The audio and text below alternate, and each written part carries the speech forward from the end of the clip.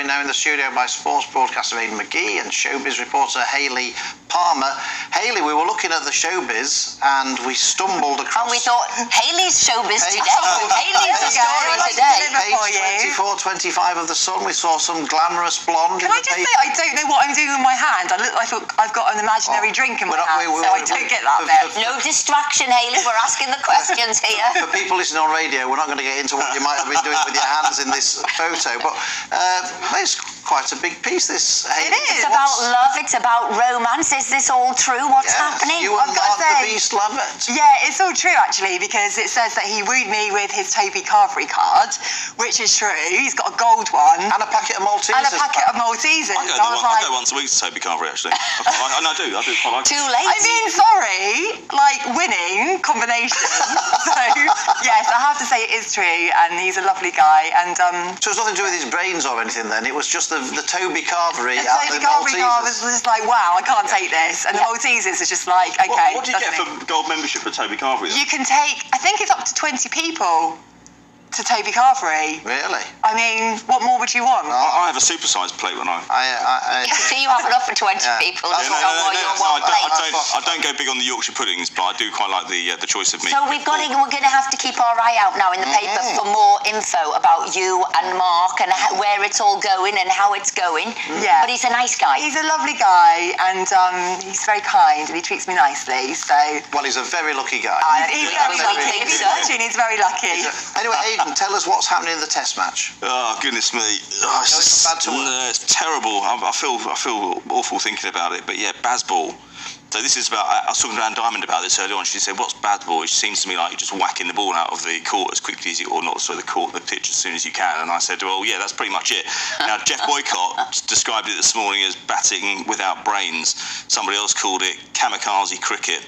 It's not working. It's been working for England going up for the previous 13 tests. England won 11 of them. Brilliant preparation going into the Ashes, but they're playing against the world champions. And at the minute, I mean, yesterday they were out, what was it? They lost 6 wickets for 46 runs. They closed on 3-2-5. If you're getting those kind of numbers, you're not going to beat this Australian side. Don't forget, it's not all about England anyway. The opposition are exceptionally good, as I mentioned, and their captain, Pat Cummins, is extremely inspirational, every bit as much as Ben Stokes is, but they've got a battle on their hand. If they go 2-0 down now, I think it might be curtains. Would a hot date to the cricket appeal to you with a bucket of Maltesers? There are boundaries. Probably not. No, you're not a cricket fan? Not massively, no. I'm quite good at rounders, though. Oh, fair enough. At school a long time ago. But I'm more interested in what's been happening to Madonna. Yes, I know. I've been devastated to read this news this week because she's an absolute icon. And I think everyone was quite shocked to read that she had been rushed to intensive care. She had a serious bacterial infection. She was being really looked after in hospital, but I did read last night that she is out of hospital now and she is resting, but she has had to cancel her tour, which was due to kick off on July the 15th in Vancouver. So that's really sad that she won't be able to do that. And have they said, I was going to say that, Phil, what's caused it? I mean, I straight away wondered if it is all of the sort of surgical treatment she's been having and the things she's pumping into her face. I wondered if it was that for the bacterial infection. Has anybody Nobody's got really to the bottom of it, have they? It's got to be exhaustion, surely. I mean, she's touring so much. Yeah, exactly. I mean, I think her family was scared they were going to lose her. So it's been quite devastating. But she does seem to be on the mend, and I guess it will all come out, what is the cause of it. What else is happening in sport, Aidan? Wimbledon starting, Tour de France is starting. I think Tour de France is interesting. It actually starts in Spain. It starts in Bilbao, but it enters Spain. Sorry, it leaves Spain and enters France on Monday.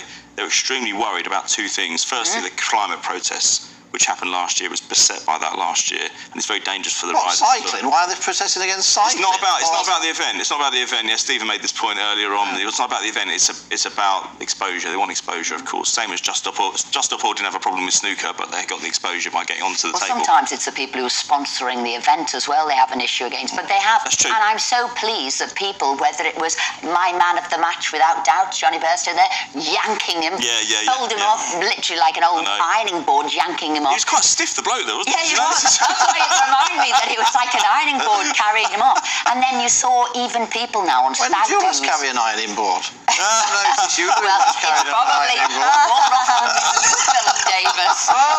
But to be fair, he does take his own shirts to the dry cleaners, which means I don't have to do it.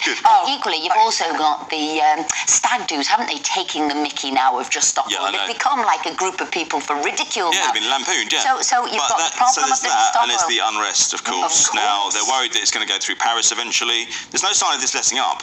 So they're going to be going through Bordeaux. The riders ride and compete in rural areas on cliff sides and mountaintops, etc., as we're used to, but they stay in urban areas overnight, and they could be targeted from that as well, and they need a good night's sleep. They're in regular contact with the Interior Ministry, the gendarmes are on standby as well. In terms of the climate protest, for the first time this year, you're going to see 2 motorbikes out in front of the peloton. Seriously, just sort of what making sure... What are they going to do? Well, Run them down? What are they doing? I don't know. I mean, the bikes are quite formidable. You know, I'm not sure what CC they are, but CC could stand for climate crisis, of course.